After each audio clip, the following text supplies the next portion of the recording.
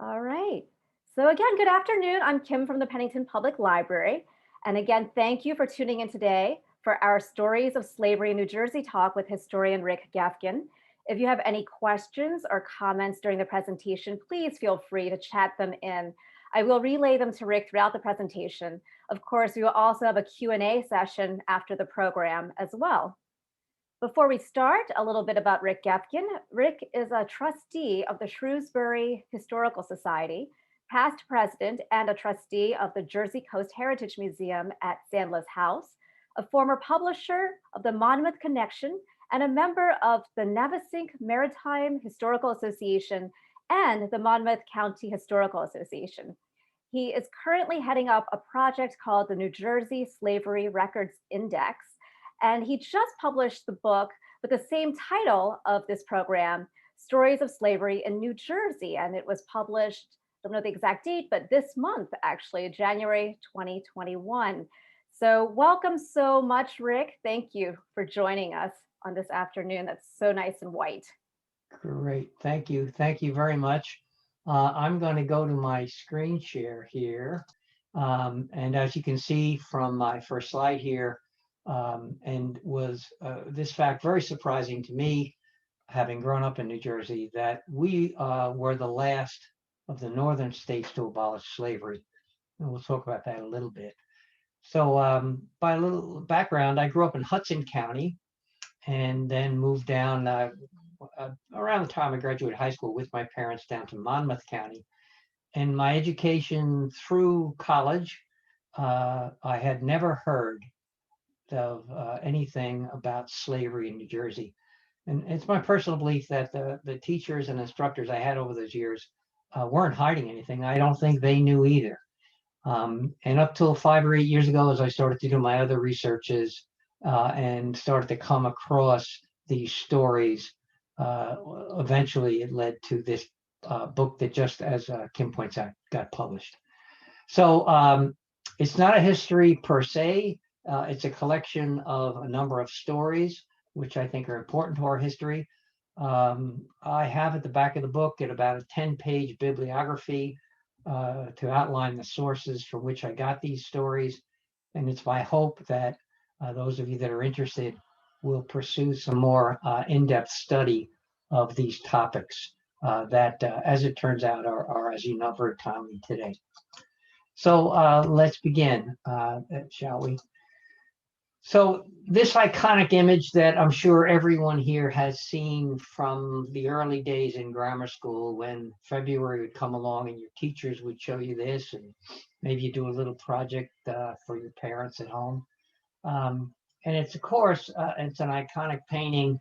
It was done long after the actual event, and it depicts George Washington and who we now think of as the Patriot, the soldiers, the rebels, actually, coming across McConkey's Ferry from Pennsylvania into New Jersey in 1776 on a very, very cold December night. And they were going to go down and meet the British at the Battle of Trenton. They were surprising the British, as you know. Now, it's an apocryphal painting. No one obviously was there, or at least it's never been discovered that anyone actually saw or sketched what went on. And it's a very patriotic theme, of course. And it depicts this very important battle to the history of this country of men, mostly men, who were, as you know, fighting for life, liberty, and the pursuit of happiness. But my question is, whose liberty and pursuit of happiness? And the answer is white landowners and yeoman farmers. But the more I looked at this photo, I should say this image, there's something here that maybe I know I never saw before, and maybe you haven't either. And if you look there to the front of George Washington, the artist had depicted a black man. And he did that on purpose, and I think he knew something that we're about to talk to. That black man is an actual historic person. You can see him back here attending to George Washington's horse. And he was a man named William, or as George called him, Billy Lee. He was, in fact, a slave, and he was Washington's slave.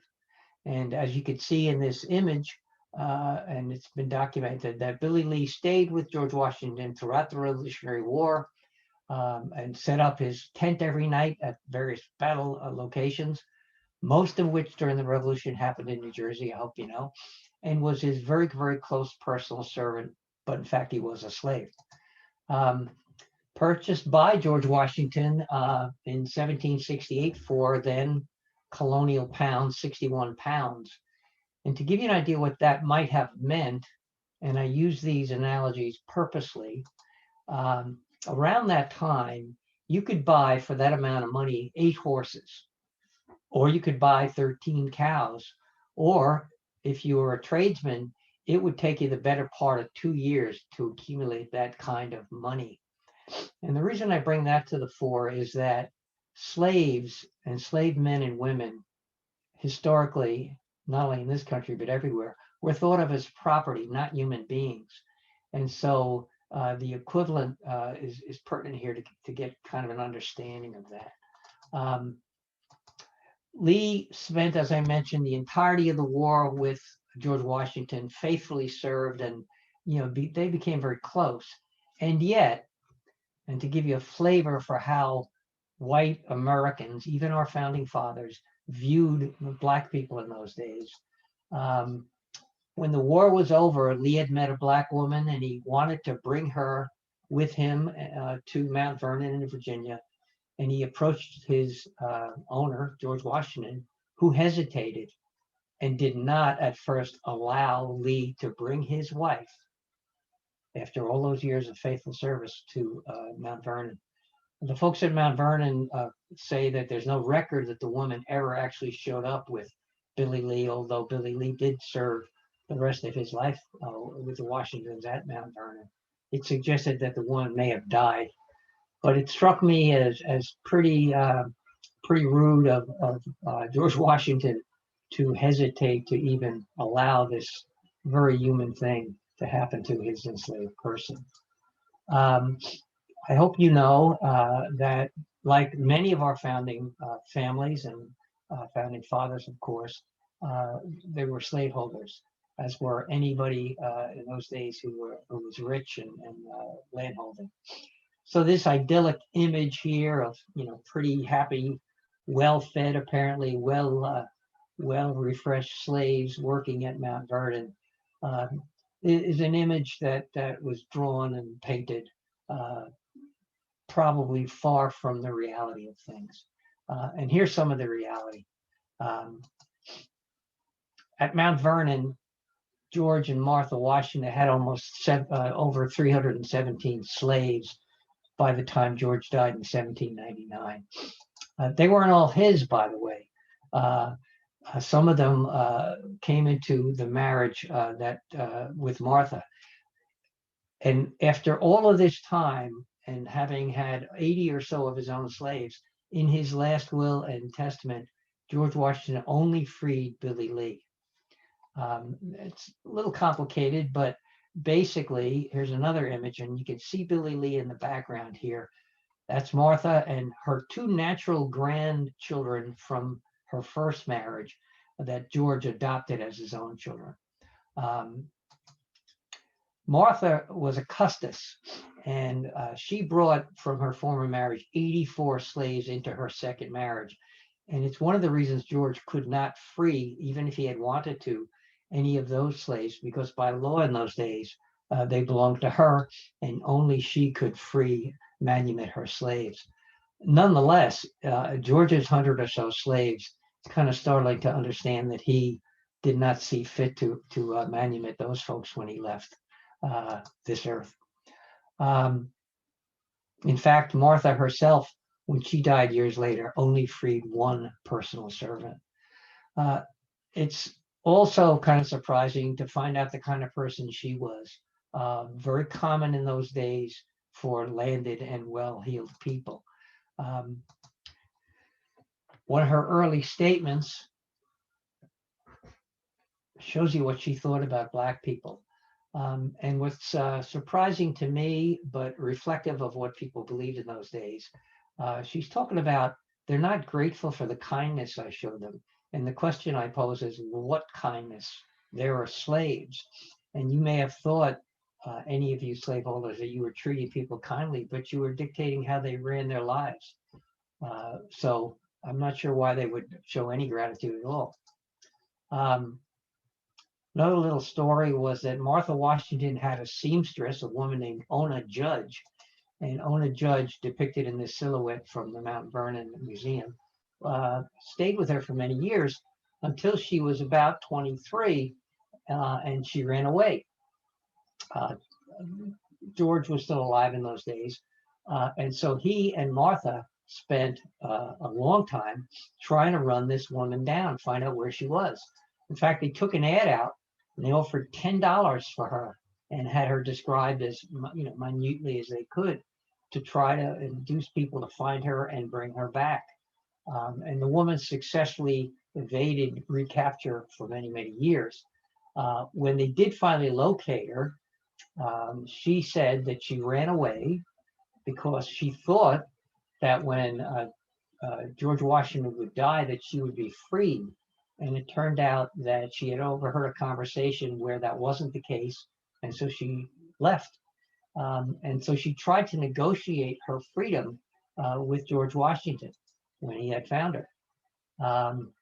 And over those years, George Washington took the stand that he wouldn't negotiate with her because he said in his writings it would reward her unfaithfulness. So again, kind of a startling way to look at human beings who run away for all the good reasons you and I can imagine, but is regarded by their owners as being unfaithful and therefore either come back or we're going to pursue you. And as it turned out, yes. Sorry to interrupt. We have a question from Jeff, and I thought I'd relay it to you. Sure, go ahead. Jeff asked, I thought women couldn't own property, so how did Martha own her slaves? Was it because she was a widow? It's a good question. Yes, her husband Custis, I forget his first name, frankly, had slaves, which when he died, she inherited, and then they became her property. But that's a really good point, because women not only could not own property in those days, they had very few rights, as many of you know. But to sum up this little vignette, Ona lived in New Hampshire. She eventually married there and lived free until her own death in 1848. So in fact, the Washington family never brought her back into enslavement. But I'm bringing out these stories because these are obviously the founding families in our country who have a lot of connections with New Jersey, as does this man, who you know very well, although you may not have seen this image of him as a young man. And that is, of course, William Penn. The next statement might be a little startling as well. William Penn, who we all revere as the founder of the City of Brotherly Love, and who is alleged to have been very kind to the Native Americans that he bought property from, was in fact a slaveholder. You do know, of course, that he founded Philadelphia. You may not know that over the next few years, he purchased what our state was originally constituted as two parts, both East and West Jersey. He and a syndicate, frankly, of other men, most of whom were Quakers, purchased, and he owned all of New Jersey at one point. He had a friend named Lewis Morris, actually was a friend of his father, but Lewis Morris was a landowner on my side of the state over here in Tinton Falls, owned a big property and an ironworks. And in his 1691 will, Lewis Morris, and I've read the will, bequeaths a slave named Yaff to William Penn on the condition that Penn comes back. And the story there is that after Penn founded Philadelphia, set it up, he went back to London. He was a merchant and an entrepreneur. And when Lewis Morris was reaching his end, he sent this kind of inducement over to London to try to get William Penn to come back to the colonies at that point. And as a kind of a quid pro quo, he said, I'll give you my personal servant, Yaff. And we know a lot about Yaff. Yaff was an African who had been enslaved in Barbados to Lewis Morris. And Lewis Morris brought him up with 60 other slaves to New Jersey. And he stayed faithful in his duties to Lewis Morris until 1691. Well, it turns out that in 1699, William Penn does come back from London to Pennsylvania, and Lewis Morris's nephew, who had been named after him, who later became our first royal colonial governor, presents Yaff to William Penn. And he stayed with William Penn for a long time, both in Philadelphia, where Penn had a house, and also to a place that some of you may have been to called Penn Manor, upriver a little bit from Pennsylvania, the site of his, if you will, country estate. We have a letter from William Penn back to his secretary in James Logan in Philadelphia when Penn goes back to London. It's a letter dated 1703, and in that letter, Penn says, after 4 years of faithful service, I'm going to free Yaff, and he can, if he wants, and I'll pay for it, go back to the colony. This letter indicates that Yaff was at that point in a little town at the seaside in England where the Thames River goes up to London called Deal, which is where Deal in New Jersey has been named for. And I was all set before the pandemic to go over there and stay with some friends and see if I could find any trace of what happened to Yaff in 1703, because it's my speculation that he would not have come back to the colonies where he had been enslaved. I think as a free man, he in all likelihood stayed in England and probably lived his life out. And hope someday to get there and see if I can find it out. The reason I think that, by the way, is that there's no record that the man was ever married or had children, which would have been the inducement to come back to the colonies. So, having put that background in front of you, I want to talk a little bit about where and when slavery actually began in New Jersey, and it began before these few stories, and it began with these folks. As I'm sure all of you know, the Dutch were very instrumental in founding our colony because they started out in what is now New York City, of course, New Netherlands, and controlled it for a long time. And the Dutch West India Company was instrumental in establishing a trade colony in Manhattan. And what they did in that time frame was to encourage what were called Dutch patroons or patrons to settle across the river into what we know as New Jersey by giving them big land grants so that they could establish farms and agricultural pursuits. And just to give you an idea where that Bergen Neck was, here's Manhattan here, right down there is the Battery, and across what was then called the North River, we call it the Hudson River, here in what is now Jersey City, a couple of blocks from where I went to college, as a matter of fact, was the established the town of Bergen. And this Bergen Neck they're talking about is now Jersey City and Bayonne, okay, up in what is now Hudson County, but originally Bergen County in this little map. So the Dutch patrons who were getting 16-mile long swaths of land were also buying from the Dutch West India Company slaves to run their agricultural pursuits. And we have records from those early 17th century years of slaves coming into New Jersey from New York, where they would be landed from places like Brazil and in the Caribbean. A couple of years later, after the English take over New York in 1664 and rename it, by the way, New York after the Duke of York, these two men, who you know very well by name, are Berkeley and Carteret.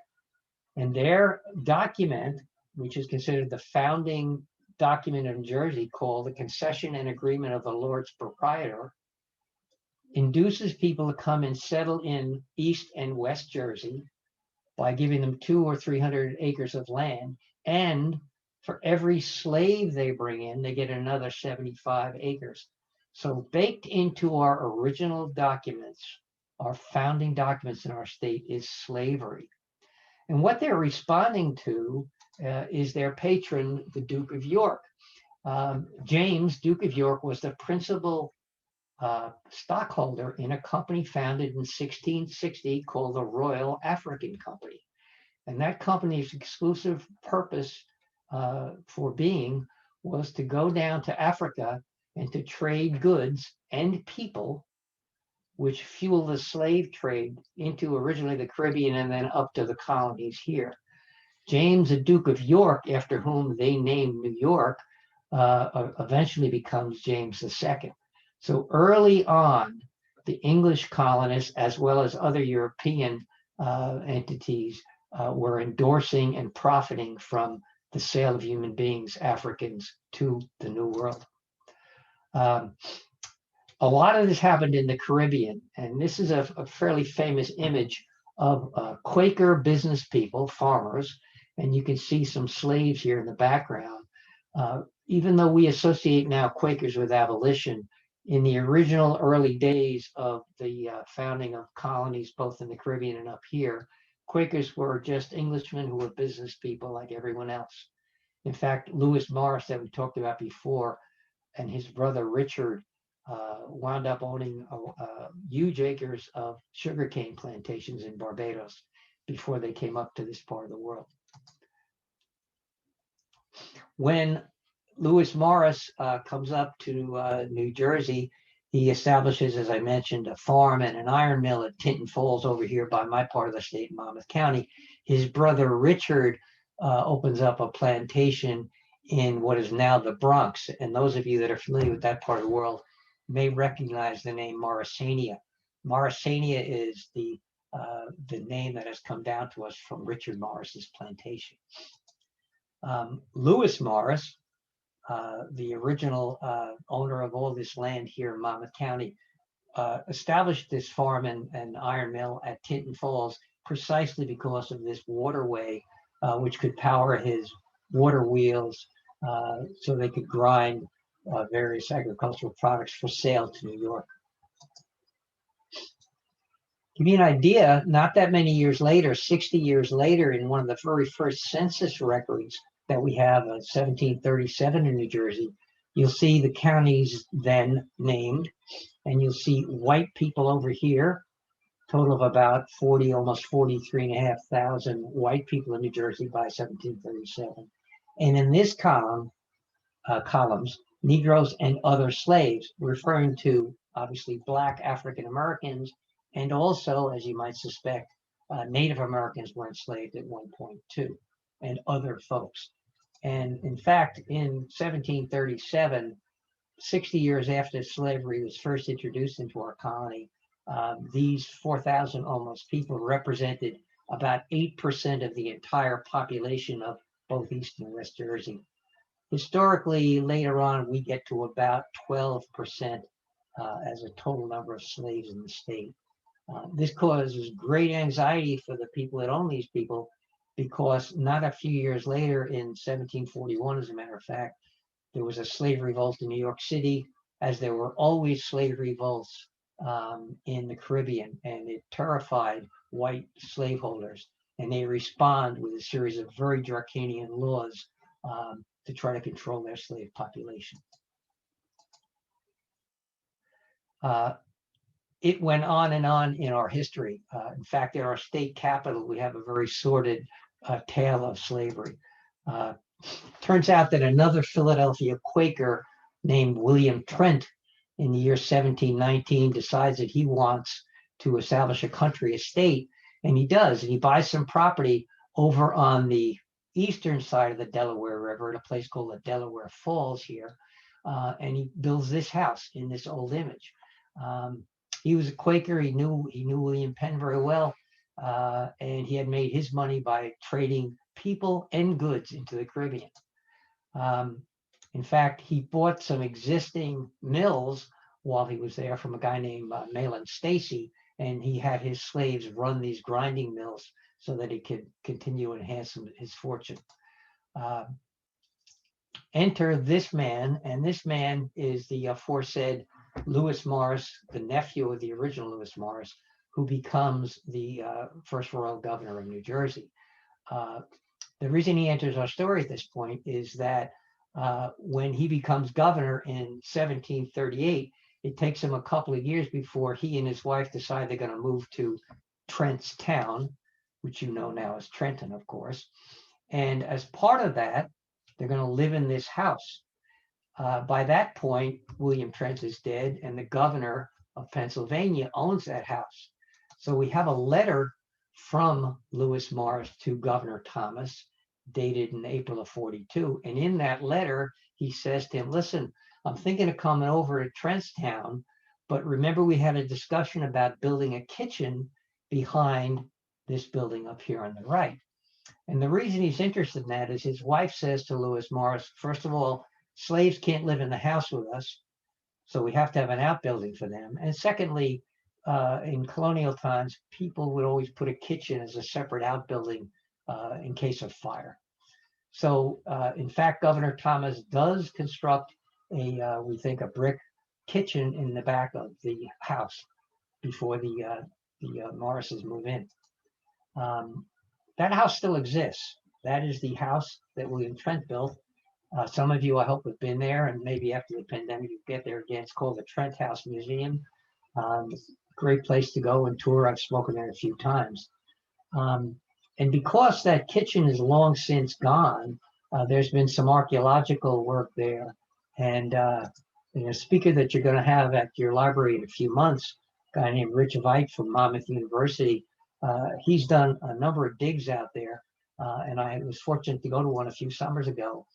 And a picture I took, this may or may not be the foundation of the kitchen that was built for I should say for Lewis Morris. But if it is, or if they find that actual structure, it'll be interesting to see if there are any artifacts left from the slaves that were the kitchen slaves that lived there.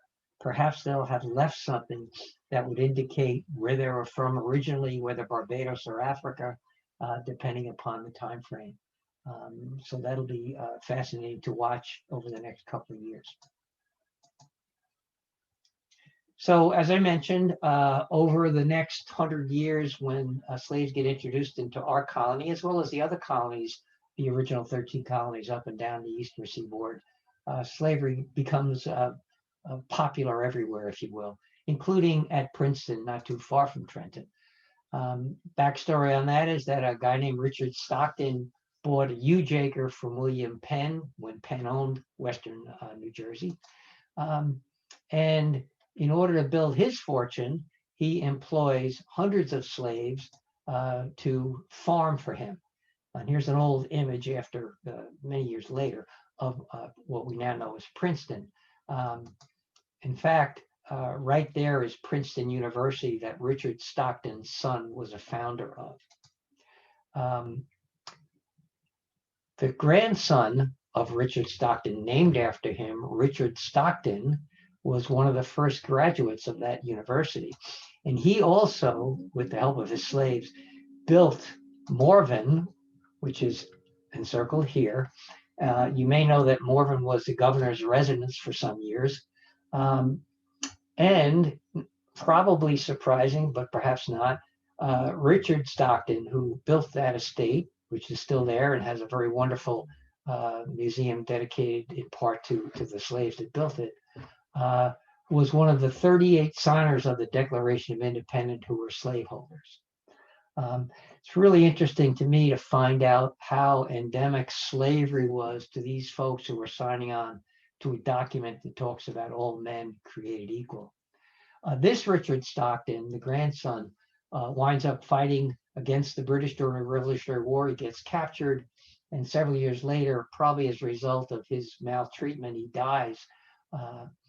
And then something even more surprising and startling happens. And I'll show you this because it shows the juxtaposition of how white American landholders viewed their slaves. And it concerns Richard's wife. There's an old image I forgot to show you of Morven, which still exists. Richard's wife became very famous as a poet in her own right, and she does something that I'll let you read here. One of her slaves dies, and Annis Stockton wet nursed that man, then a boy, and later he stays with her through his young life, and she later frees him. So again, it's so surprising to find that slaveholders also understand somehow that these people that they are treating as property in fact have some humanity. And if Richard Stockton himself did not understand that, certainly his wife did. So we're going to go from more famous people down to the effect that enslavement had on common folk. And these two men were involved in a very notorious scheme a few years after the Revolution. And on the left is a guy named Charles Morgan, who at the time this drawing was done was living in a place called Point Coupee, Louisiana, although he was from New Jersey. Some of you that know Middlesex County might be familiar with a town called Morgan, named after his family. On the right is his brother-in-law, a guy who was a judge named Jacob Van Wickle. And they got involved in a plot. And the plot was pretty notorious. And I know a little bit about it because I've been in touch with their descendants who are quite open about this 1818 kidnapping ring that happened in New Jersey. And the background is that in the early part of the 19th century, many people, including Quakers, were now advocating for abolition. And so when most people in New Jersey that owned slaves could see the writing on the wall that eventually slaves would be freed, they recognized that their property, as they viewed these people, would be worth less. But they also knew that down south, an agricultural economy based on cotton and tobacco and other things, slaves were worth more. And so these two men decided to come up with a scheme, and because of Judge Van Wickle's position, they executed it daringly and very, very successfully. And so what that scheme was based on their belief that they could make money from people. And they don't come to that, out of whole cloth, because Charles' father, James Morgan, was very active in the Revolution, fighting against the British. And in this particular ad that we have, he captures a runaway slave and advertises. And apparently he did this more than once. So he was profiting from finding people that had run away from other folks. So it came naturally to these two men that people who were enslaved could be exploited. And what they did was they advertised and had free Black people show up at Van Wickle's house in Middlesex County. And they induced them by suggesting, wow, we can help you get down for free down to Louisiana, as it turned out. And the wages are high down there. You can make a lot of money and you can have a new life down there. And jobs up here in the North were becoming scarcer as we were becoming more of an industrial society. And so they, under current New Jersey laws, they created false documents, and Judge Wickle had people, after they told them lies, sign these phony consent forms.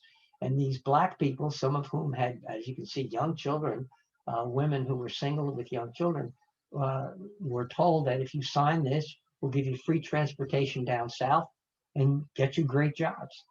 And it was a farce. And so they loaded up at least 2 ships, possibly 3 that we know about, at Perth Amboy, and took them down along the East Coast into Louisiana. And when they got these poor people there, they sold them off. Charles took some of them up to his plantation, a little bit north of Baton Rouge, and enslaved them. At least 100 people, most of whose names we have.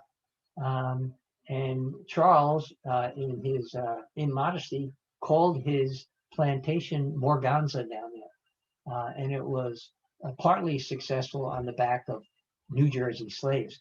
By the way, I know some descendants today of some of those folks. They've traced their DNA bloodlines. And those people, the ones that survived and had families, their relatives still live there. And as far as we know, none of them came back to New Jersey, were not able to come back, and probably a lot of them didn't even survive the Civil War for one reason or another. So another kind of surprising little story of how people were treated by other people back in the 19th century. Many, many stories. There's a memorial now in South Brunswick about this incident, and it became infamous, as you would suspect. But it surprised me when I came across it that this would happen so close to places that I knew very well.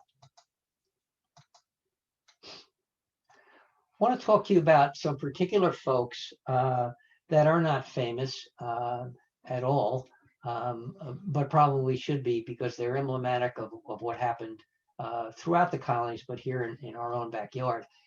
Charles and Hannah Reeves.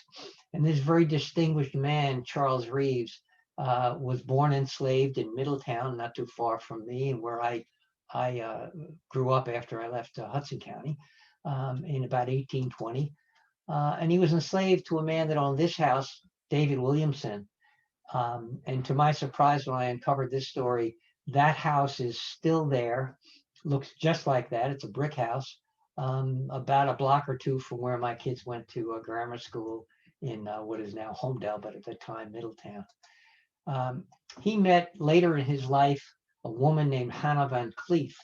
And as you can tell, I hope from her last name, she was, or at least somebody in her family at some point had been owned by Dutch.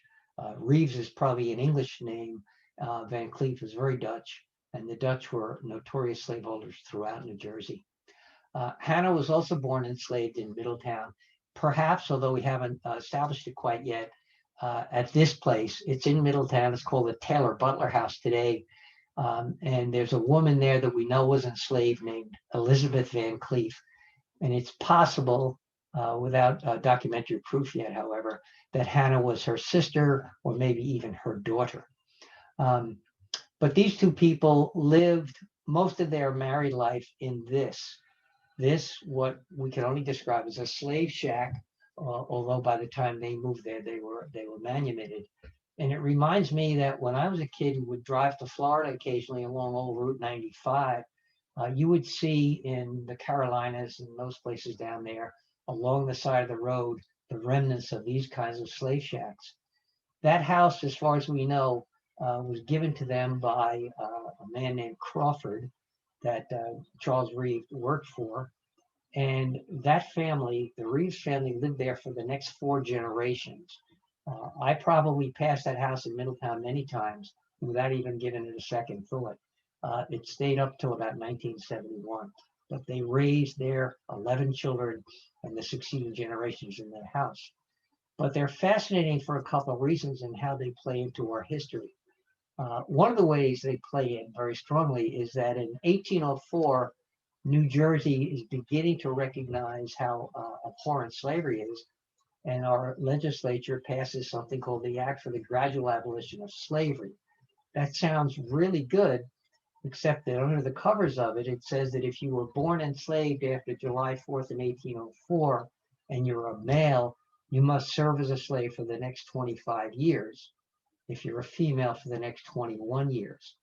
And that plays into Hannah and Charles' story, because I believe they couldn't have been freed, either one of them, till the late 1840s. And we know this for a couple of reasons. One of which is one of their descendants has been kind enough to give me this marriage certificate. They were married in 1850 in the Homedale Baptist Church. So it seems to me that soon after they were manumitted, they were probably allowed or at least decided to get married and make this official. Another thing that had a big influence on their lives, as it did many other enslaved people in New Jersey, was a federal law of 1850 called the Fugitive Slave Law. And this law was pushed through Congress by the southern states, primarily because it did the following. Slaves, as you would suspect, were running away all the time from the earliest days of slavery. And they were finding shelter up in the north. So the southern slaveholders pushed through this law that became a federal law that said anybody up here in the north, or for that matter anywhere, who held a person who had been formerly enslaved had to give them up and surrender them to the slaveholders, no matter what they thought. Abolitionists, it didn't matter. You had to give this person back. And if you didn't, there were severe penalties, both monetary and you could serve jail time. And that occasioned Southerners from hiring slave catchers. You've seen, I'm sure, 12 Years a Slave and other movies and books that you've read about this. These slave catchers would come up north, financially incented, and they weren't so scrupulous. Any black people that they could find and capture, they would return them to the South, whether or not they had been free or enslaved and sell them and get the reward that was appropriate to their endeavor. It creates havoc up and down, especially in the northern states at the time in pre-Civil War days. Obviously, people that were sympathetic to the cause of abolition were now threatened. And so that plays into Charles and Hannah's story in the following manner. A few months after this law was passed at the federal level, a guy named James Crawford, who's a son of the guy that Charles Reeves had worked for, sells to 14 black men in Middletown this plot for a cemetery, an African-American cemetery. I am today part of a committee of folks trying to preserve this and trace some of the relatives. And I know some of the relatives of the people buried there since the 1850s. It's now called Cedar View Cemetery. It's in Lincroft, which is a section of Middletown. And right there in that corner, in the southwest corner of the cemetery plot, is the plot about 100 feet by 40 feet that Charles Reeves buys in the 1850s for his family. And over the course of the next 100 years or so, many of his relatives and descendants are buried there. And this is a picture of that particular plot. And this is Charles and Hannah's later stone, replaced by their son. But these are original stones of other members of their family. And why that's important is the date. And I believe that these 14 black men who bought this property were seeking another way to identify themselves as free black people in case slaveholders came up and tried to capture them. So if you owned property, it gave you one more legal document that you could say, but you can't. I'm a free person. And it seems like the 1850 date is very instrumental in the Reeves family history. And by the way, the woman I dedicated this book to was a wonderful person who told me all of her family stories. And her name, she passed away a year ago in July, was May Edwards. And she had been past president of the New Jersey Afro-American Genealogical and Historical Society. And she researched all of her ancestry and provided me, as has her family since, with these pictures and wonderful stories. And it alerted me to the fact that as a white person growing up in New Jersey, when I finally discovered that there had been slavery, assumed incorrectly that black people don't know their heritage. It's all been lost, they've been sold, they've been abused. And in fact, I'm wrong. There's any number of hundreds and hundreds of black people who know their heritage very well. And so she was an instrumental person in my life that revealed the horrors of enslavement, and a gracious person at the same time who would share these stories with me and other folks. So I pay tribute to her today. So I want to talk to you a little bit about how did we as a state approach abolition? You know, certainly even as early as the 16th and 17th and 18th century, people, at least some people, knew it was wrong. And so the laws were changing over time. But I'm sad to tell you, this is how we approached it.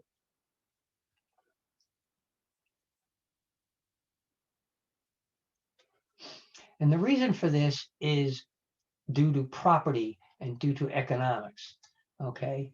In 1714, one of the earliest laws on record is an act for regulating slaves, and it was based on two things. It was based on people worried about other people stealing their slaves, slaves running away, and also, as I mentioned before, that slaves might rebel. So this act talks about punishment, and it also says that if you decide out of the goodness of your heart to free your slaves, you have to provide the state with 200 pounds. And for every year after you free these people, you have to give another 20 pounds. Now, what that translates to today is about $38,000 as an initial payment, and then another $3,800 every year. In fact, nobody's going to do that. And the law was constructed that way because while it kind of sounds good, you know, we're going to allow people to free their slaves. The economic interests say you can't do that. It'll disrupt the economy. So they established these pretty harsh strictures where nobody's going to do it. Nobody has $38,000 in order to free somebody. It was so unpopular and unwieldy, by the way, that it was repealed a few years later. 1804, the act that I told you about, which sounded so wonderful, in fact, was just calling slaves by another name before they were freed. By 1844, New Jersey, the abolition movement is catching fire, especially with the Quakers in West Jersey. And so our original Constitution as a state says all men are free and independent. It sounds very much like our founding document, the Declaration of Independence. But that creates turmoil and angst among people who are property holders and farmers. And so they take it to the Supreme Court. And a year after this is passed, the Supreme Court says, nope, that meant only white men. So once again, Black people are not free and independent. Only a few years later, New Jersey allegedly abolishes slavery by law. But what we really do as a state, what our legislature does, is it said, if you're a slave that year, you have to act as a servant for the rest of your life. So of course, it doesn't matter to an enslaved person what you call them. And this creates a lot of historical issues with us, because when you start to see the census records from 1850 on, you see very few slaves, but you see a column of others. And these others are servants, but in fact, they're slaves. You should know that by about 1860, there's, at least by record in the census, only a few dozen slaves left in New Jersey, but that belies the fact that there's probably hundreds more that are just called servants. I'm sure you're aware, you've seen maybe this image or others, that enslaved people were running away all the time at every opportunity they could. You might not know it, but apparently hundreds of slaves ran away to the British side during the Revolutionary War because the British promised them freedom when they would win the war. That didn't work out too well, although several thousand were escorted out of New York Harbor on British ships to Nova Scotia and Canada. But this very iconic image of a slave running away with basically just a sack of clothes on his back in this case. But from the early days, slaves were running away. And it became, as you know, the Underground Railroad, so-called. And it happened not just in New Jersey, but in all of the northern states that were sympathetic to abolition. And because of our geography, slaves would be running away from the south, coming up through Maryland and Delaware, and up the west side, having crossed the Delaware, having come up the west side of our state in all of these little famous towns now, where they would find shelter in little hideouts. And then up around the Princeton, Trenton area, Pennington area, they would cut across the smallest part of our state, trying to get to New York, either through Staten Island or in a lot of cases into Jersey City. And if you could get to New York as a runaway, you had a good chance of going up the Hudson River and getting up to Canada and places, very, very far from your opportunity to be captured again.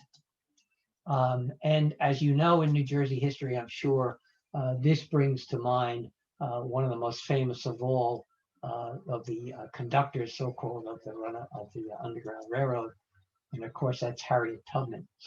You may have seen the recent movie. I'm sure you know about her from maybe school days or independent reading. In fact, it wasn't her name.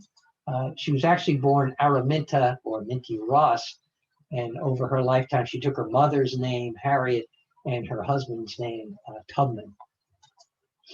She's an iconic, heraldic figure of amazing strength and resilience.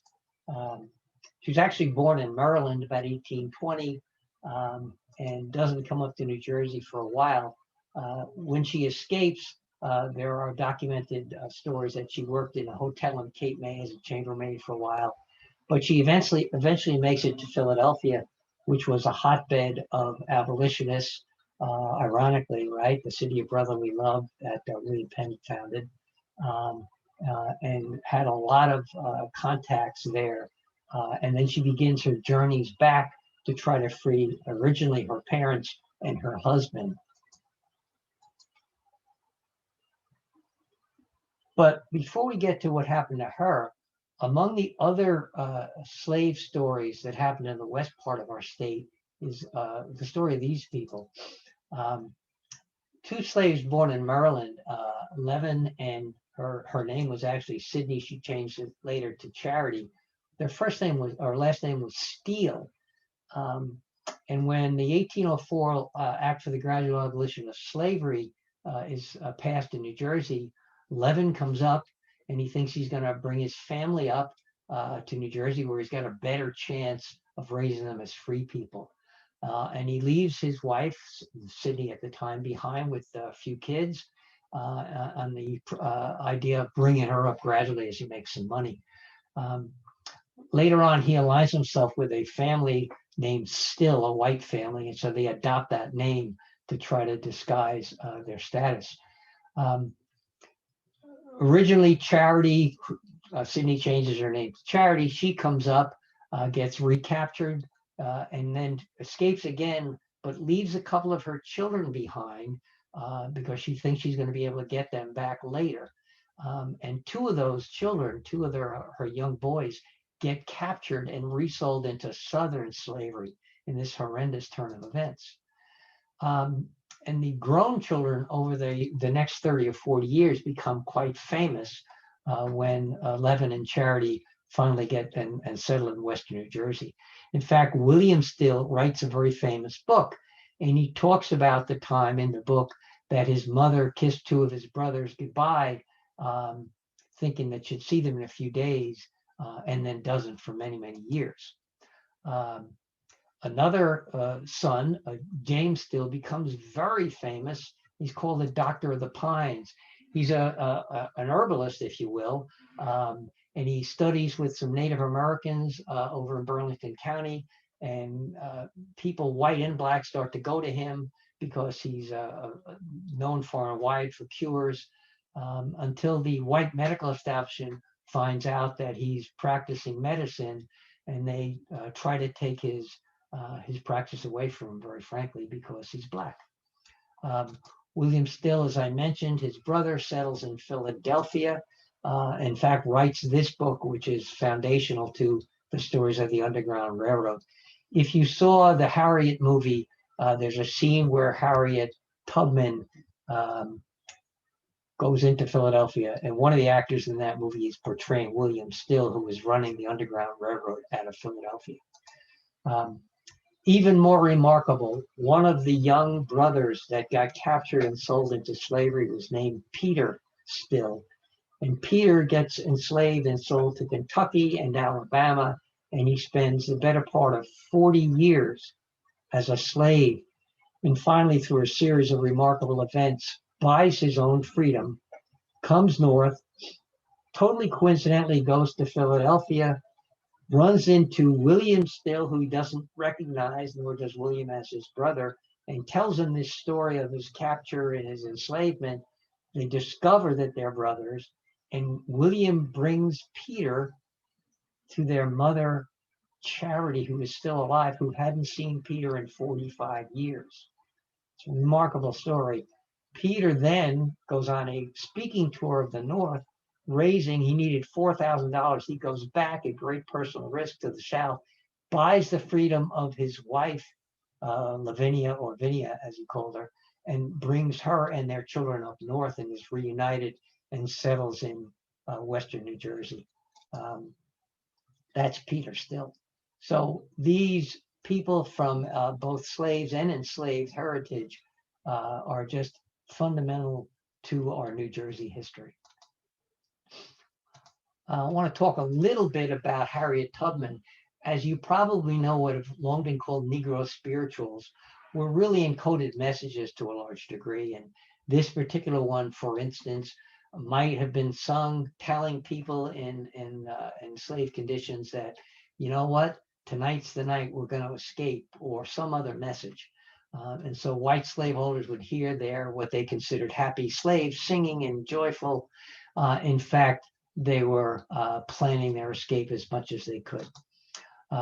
Harriet Tubman spent a long time going back and forth from what was a safe haven up here in New Jersey and Philadelphia to help other people escape. As far as we know, she led probably as many as 20 different excursions down south, as I mentioned, originally to find her husband, who sadly had remarried when he thought she was gone, and then her parents and other folks. She becomes a spy during the Civil War because nobody would suspect a diminutive 5 foot or so Black woman laboring in various camps as anything but a domestic servant. She gets people across the Delaware here up through the historic part of the Underground Railroad, as I mentioned, up that way to New Jersey. And many of these communities that I'm sure you know, Lawnside and others, have monuments and museums to the history of the Underground Railroad. And hopefully after the pandemic, we'll all be able to visit them again. At the end of the Civil War, when the 13th Amendment is passed, freeing everyone, Harriet Tubman devotes herself to the well-being of her people. She gets involved in the nascent women's movement to get women the right to vote, and it's just this dynamic force for her entire life. She gets married, retires up to Auburn, New York, fights our government at the national and the state level for well-deserved pension monies that she was owed, finally wins those battles. And dies in 1913, an absolute stellar person in the history of this country, if not New Jersey. And then if we're lucky, you probably know that 5 years ago or so, the federal government had plans to put her on the $20 bill. And owing to the political forces that have just passed, that honor was denied. So I hope that that will be reconsidered, because the dies are cast literally at the Treasury, and maybe one day we'll see Harriet Tubman on a $20 bill in this country. To wind up a little bit here, to give you an idea of what happened in New Jersey, how it died out. I mentioned before, of course, that it was the last New Jersey state, but it was a northern state to abolish slavery. It was also the only northern state that never voted its electoral votes for Lincoln in either election. Certainly not in 1860, the first time he ran. And the second time the president ran, that's a little tainted by the fact that a favorite son, a New Jersey guy named McClellan, who was a general in the war, ran. So New Jersey electors went to McClellan, not Abraham Lincoln. You know the story of the Civil War, of course. The Civil War begins almost immediately after Lincoln gets inaugurated. He, a few years later, issues the Emancipation Proclamation, which only frees the slaves in the states of rebellion. He did not have the legal authority to free the slaves up here in the states that had stayed with the Union. The 13th Amendment gets passed right after the Civil War. The 28 states that were required at the time passed it in their various legislatures. By December of 1865, New Jersey did not want to go along. And as you can suspect now, with the history that we've had with slavery, the people of influence and politics didn't want to do it. Finally, in January of 1866, when it was a fait accompli that enough states had made this amendment that was going to be passed, our state went along with it. The very last up here. And then another 150 years pass before our legislature adopts an apology that says that we were sorry for what we had done, and recognize that we had enslaved people. Notice that nowhere in here, although we recognize it and kind of beat our chest in a mea culpa, there's nothing about reparations. And that's a conversation that I think those of us here that are here in New Jersey will probably hear a lot about in the next few years, about how to pay back the descendants of slaves for all the wrongs that were done, including things like redlining and all the ways that the descendants of slaves have been prevented from full economic citizenship at the very least. So we'll see certainly how that plays out.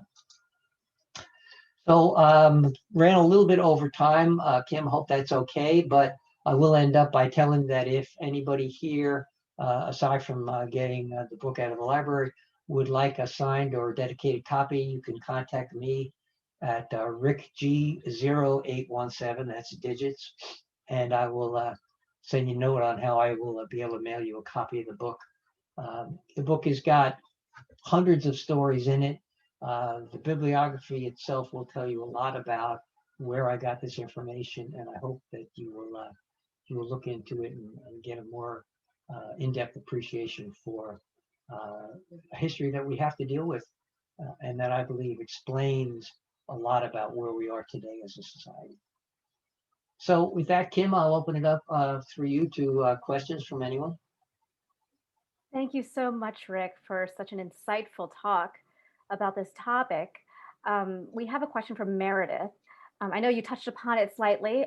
If you could elaborate about the origins of the slaves in New Jersey. You mentioned the Dutch, and could you elaborate? Sure. So it's a mix like everything else. It's not as simple as I once believed that people bought slaves in Africa, they brought them across the Atlantic and sold them in various places.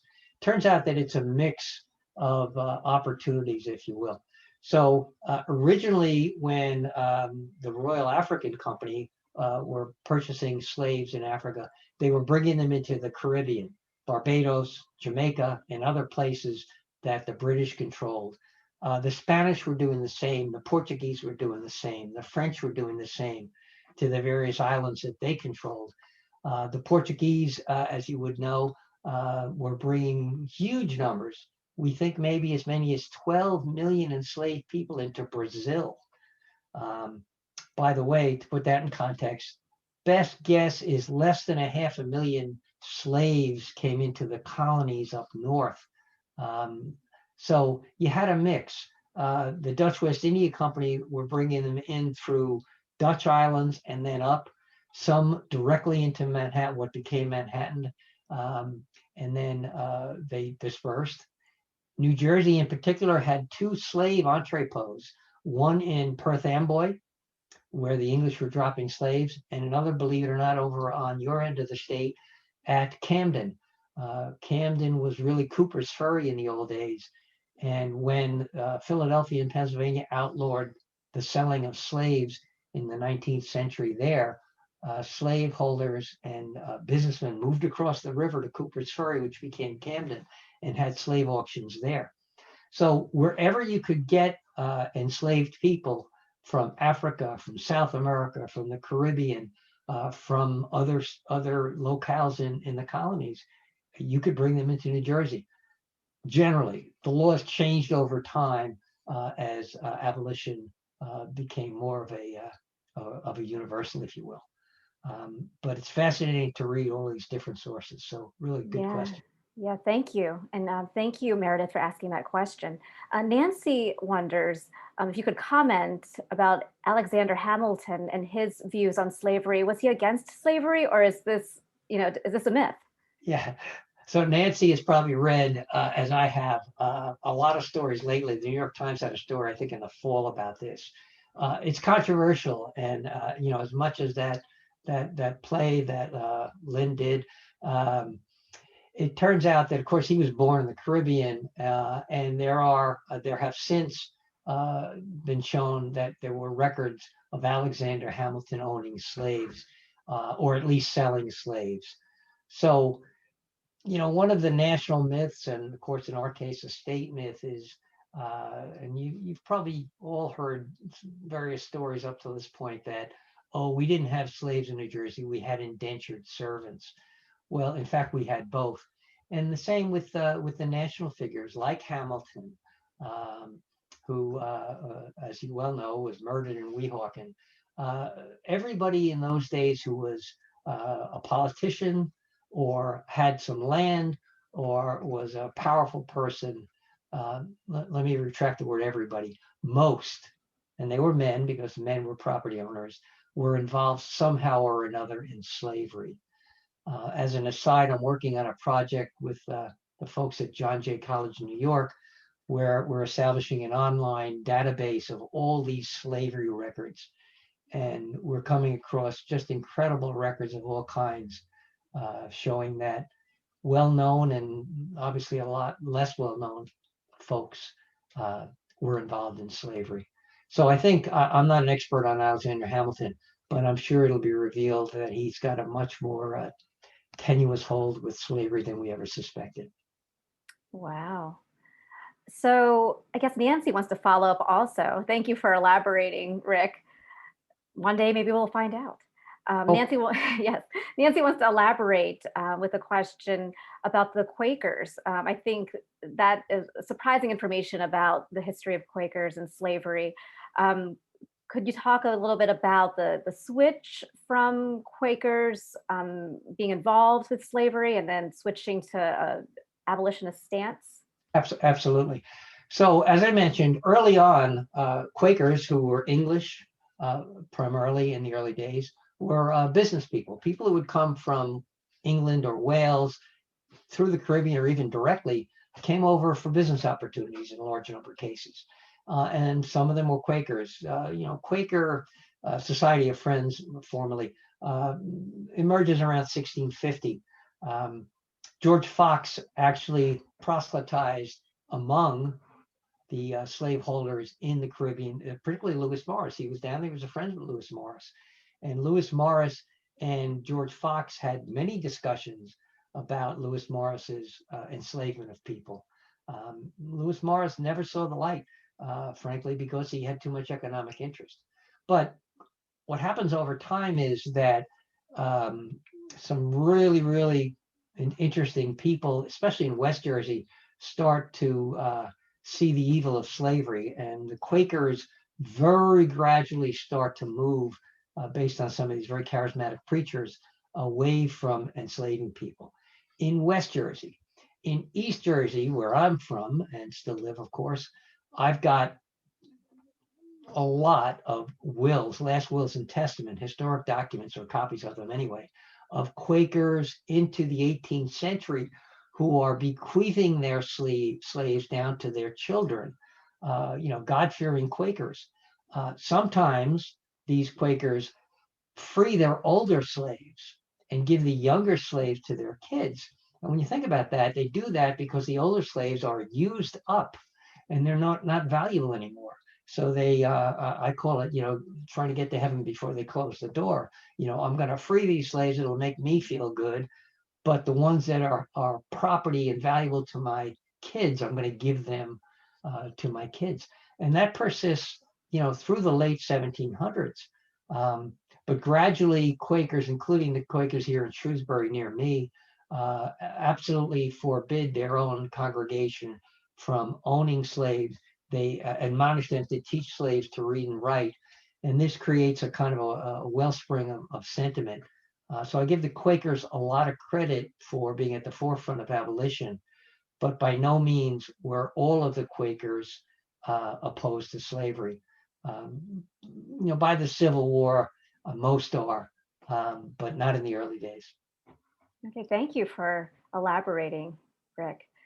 Meredith has a question. Can you tell us a bit about what slaves in New Jersey did after slavery was abolished? Wow, that's a really that's a great question. Yeah. That's a really good question. So, most of us, and I include myself, and I'll reiterate that 5 or 8 years ago, I didn't know any of this. And it's just more and more that I read, I'm startled. We're all used to movies and Tara. You'll beg the expression, Tara. Okay, I'm talking about Gone with the Wind, Tara, where we see slaves working as agricultural field hands or house slaves, so-called. But up in the northern states, they did everything. They, yes, worked in the fields originally in this colony when it was an agricultural colony. We are the Garden State, after all. But they also worked in trades, and they learned trades. They were blacksmiths, they were grocers, they were shipwrights, they were cordwainers, they were everything. What happened when some of them were freed, they segued into some of these occupations, but some of them didn't have skills or their skills were outmoded. And so one of the reasons you saw the the 1714 law was that, where you had to give money if you were going to free slaves, where white people imagined incorrectly that these slaves were going to be indigents to the state and they wouldn't have any way of supporting themselves. It's not true. They would have had plenty of opportunity to support themselves if they were allowed. So, and I'm making this up, if a slave was a blacksmith of great skill and then he becomes free, depending upon where this happened and what time frame, maybe white people wouldn't go to his new business and engage him because he was black. So he would lose the livelihood that he had earned and the skills he had earned. So a long way of saying slaves had skills of all types, every bit of as expert, or in some cases more expert than the white people that owned them. But their opportunities were for economic advancement were less. Not to mention not only discrimination, but laws where they weren't allowed to own property for many years too. So it's a fraught history, as you can imagine. Yeah, yeah. Rashad has a question. How do you feel your book relates to what currently is going on with racial tension? So I have to say, thank you, Rashad. That's a great question. I did not, to be honest with you, I never thought I'd ever write a book about slavery. That was not something that I had imagined. I'd written a few other local history books, but I kept coming across these stories, and I got involved with African American friends who were telling me stories, and I had been doing some similar talks to this about local slavery events, and so I started to get all these stories together, and then read more and more, and coincidental to this, what happened in our country the last couple of years, and the rise of Black Lives Matter and all of that happened. And it occurred to me as I was editing the book in the last year, especially after George Floyd was murdered, that what happened in New Jersey, although it played out somewhat differently, is emblematic of what happened everywhere in this country. When you have 350 years of enslaving people, those attitudes don't die the day you declare the 13th Amendment is the law of the land. People's attitudes carry on. And many generations later, we're experiencing that. You don't have to be terribly up to date to read a newspaper article any day of the week, or how you get your news, to see the ramifications of this sad history in our country of enslavement. And so I'm hoping, and I'm involved in some school projects, that this book, which is not a history per se, it's a series of stories, might find its way into school systems, because I think I wrote it specifically to make it not so text heavy. It's not footnoted per se as an academic text would be, so that people in school, younger high school and grammar school kids could read it and maybe get an understanding of what's happening today, is a direct result, I believe, of the attitudes that we all had for the last 400 years in this country. Yes, thank you, Rick. Britt, who has a long comment and question, I will read what Britt has written. Britt once was wondering if you could comment regarding white abolitionism and how people like Abraham Lincoln and John Brown held white supremacist views, and how they have perhaps been patted on the back for being progressive when they participated in the oppressive ideas about Black people. Could you comment on any of that? I can comment on it as long as everyone understands that I would not portray myself as an expert on either Abraham Lincoln or John Brown. But there's been a lot written about Lincoln. Obviously is the most popular subject for histories for years now. Mm-hmm. And a lot of new scholarship about John Brown has come out, including movies that you might be aware of. Couple of things. These men were as conflicted as everybody else. You grow up in the times you grow up in. I make a brief comment about Abraham Lincoln, by the way, whose second great grandfather is from New Jersey, a guy named Mordecai Lincoln, before they migrated west. But when Lincoln comes along, although he was obviously a man that thought slavery was wrong and did everything he could in his power to change the course of that sordid history, at the same time, he was always searching and looking for ways to alleviate the national problem. In fact, at one point, and I don't know if I want to use the word advocate, but he certainly considered the recolonization movement. There was a movement for years in this country that one of the ways we could fix this problem was to send Black people back to Africa. What was always facetious about that was that by the 1860s, most of the Black slaves weren't born in Africa, they were Americans. And so how do you send somebody back? There was an echo by a politician of some note a few years ago about that, that you might be familiar with. So, but Lincoln considered that as an alternative. John Brown was, by any stretch, a fanatic. And he thought, and this echoes today too, on an entirely 180-degree different way, he thought that he could create a popular uprising that would change the course of American history. Well, he might have, but he certainly didn't succeed in his immediate goals. So again, I'm not an expert in these men's views, and it's worthwhile studying their views, and more than that, the milieu around them. Okay, they didn't come out of nowhere, and I say they were conflicted in many ways. I don't think as white people we can deny our almost baked in paternalism sometimes about how we view people of different cultures and different ethnicities.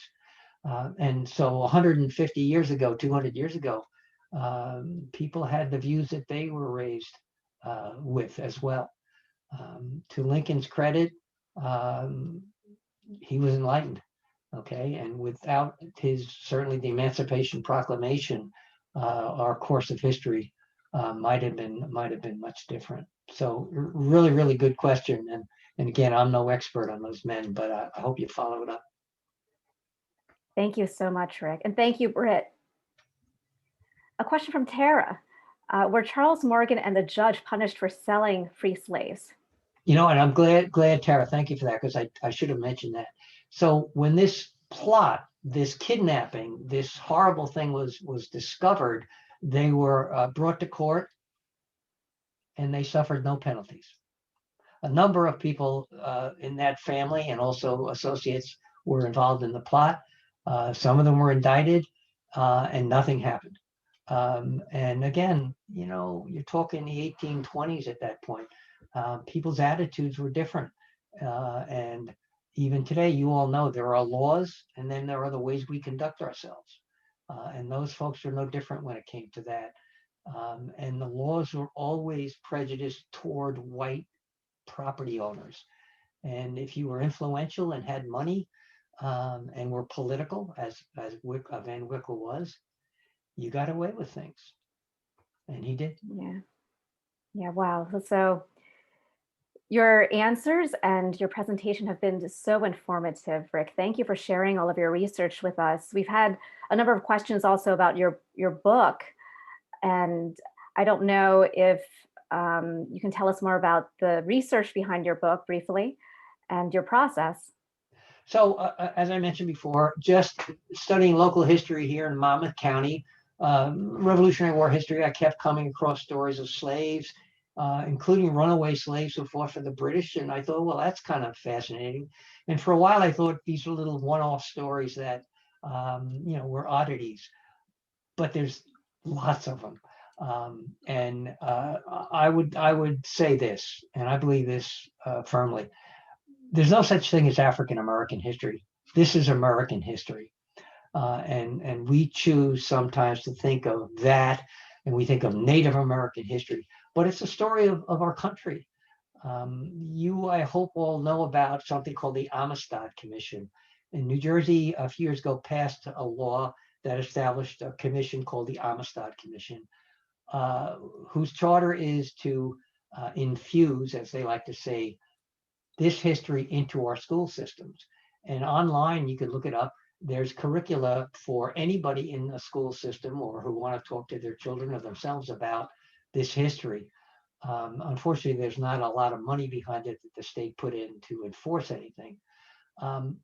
But as I've come to find out, many school teachers, as well-meaning as they might be, see it as a little module that they have to teach by law.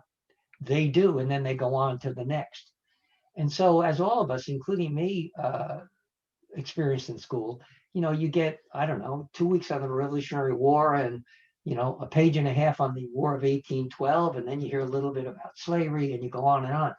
And then when you go into graduate school or you study independently, you find out that history is very complex and very involved. And so it's my belief that these things that I've discovered, the more widely known these stories become, we will all profit as a society. We'll begin to deal with each other as we should have always, actually. That's so interesting you mentioned that, Rick, because back in August, I was talking to Nancy Kennedy, who was speaking for us. She wrote a book about women suffragists. And we both were just talking about our educations here in the States and how we never recalled learning about any of these suffragists before. So it's, you are confirming what we were basically talking about. In fairness, as I mentioned, I don't think any of my teachers in New Jersey hid anything. I'm fairly sure they didn't know themselves. And as I know now, and as all of us who are adults know now, you get little snippets, you get little vignettes of history when you're in grade school. This time of year in grade school, you'd be making little cardboard cutouts of Abe Lincoln and George Washington that you'd do. And these national myths, these stories are just the beginning of an entryway into understanding our history. And sadly, not enough people, go further. I've been fortunate to have the love of history and to find out things that I hope other people want to know. So here's a way to know some of it anyway. Yes. Well, thank you so much, Rick, for spending time to talk about this very important topic on this snowy Sunday afternoon. I have some questions about other programs upcoming for the library, because you so kindly talked about Richard Veidt in your presentation. And also there's a question about a recording of this program. We do have a YouTube channel for Pennington Public Library. We don't quite have enough subscribers to have our own special dedicated URL. So if you go to YouTube and you search for Pennington Public Library, you should be able to find our YouTube channel. And on our YouTube channel, we do have 5 videos right now. And one is from you, Rick, from Amazing New Jersey, which was a program that you presented for us. And so we are recording currently this program, which we expect to have up in 1 month or 2 months up onto our YouTube channel for those who are interested in sharing it with others. And if you don't mind, Rick, if I could segue into some of our future programming. Please do. All right. We have a pretty exciting February, actually. Rick, you mentioned Richard Veidt, who will be presenting for us in February 10th, about Joseph Bonaparte's Point Breeze estate in Bordentown, New Jersey. So Joseph Bonaparte, elder brother of Napoleon Bonaparte, fled to the US in 1815, and he lived in New Jersey from 1816 to 1839. And during this period, he built 2 palatial homes. And Veidt, who was a professor of anthropology and also archaeology, will take a look at the archaeological excavations of Bonaparte's former homes and what they have revealed, including an intriguing collection of artifacts that provide a unique glimpse into the lifestyles of those who were rich and famous in the 19th century. So that's Wednesday, February 10th at 7 p.m. via Zoom. And then also we have a very popular monthly art program that is presented by arts educator Janet Mendel. And for February 17th in particular, in the evening, she will be talking about Augusta Savage, who is a sculptor. Now, Augusta Savage overcame poverty, racism, and gender discrimination to become a luminary of the Harlem Renaissance. Her sculpture celebrated African-American culture, And her work as an arts educator and political activist catalyzed social change. So that will be Wednesday, February 17th at 7 p.m. via Zoom. And then we are having our first living history actress via Zoom in February 23rd. We're having Mae West join us. I don't know much about Mae West, but for those who do, she is going to be a complete stunner, I guarantee. So Mae West shattered box office records and public sensibilities. She rocketed from Broadway to become the highest paid actress in Hollywood, and her one-liners scandalized the censors, but also made her an icon. And without her, Cary Grant may have remained a nobody. So you can find out more about Mae West in this fun presentation. There will be a Q&A afterward as well with Mae. This is February 23rd at 7 p.m. via Zoom. And you can, of course, register for all of our programs at penningtonlibrary.org. And also I will send a survey out for those of you who have any comments, suggestions for future programming. All right. Well, thank you again, everyone. Thank you, Rick, again, for joining us. I think, Rick, you're on mute right now, but thank you again for joining us. There you are. Thank you for everybody. There are a couple of people here whose names I recognize that I hope you do that attended today. I'll send you a note about somebody here. In fact, I'll tell you about Elaine Buck if you don't know about her. She's somebody that you ought to probably know about in her book too. Yes, yes, we do know Elaine. Hello, Elaine. Okay, good. Good, and good, I good. think Bev Mills was here too, her Oh, co-author good. and I'm partner glad. in crime. Hi, Bev. So yes. By the way, I didn't mention it today, but their story is in my book too, and they've done amazing things. Yes, they have. They have. But thank you so much for the shout out to Bev and Elaine. And everyone, please enjoy the lovely snow outside this Sunday afternoon. And thank you so much for joining us again. We'll see you next time via Zoom. Thanks, everyone. All right. Bye-bye. Hey.